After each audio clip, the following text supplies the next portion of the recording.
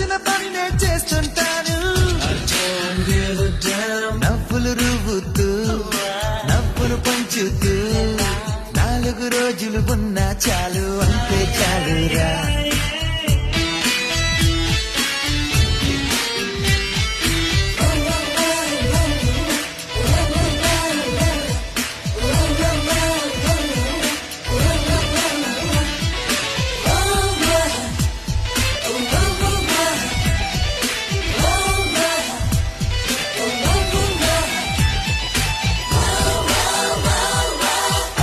పండుని పొందాలి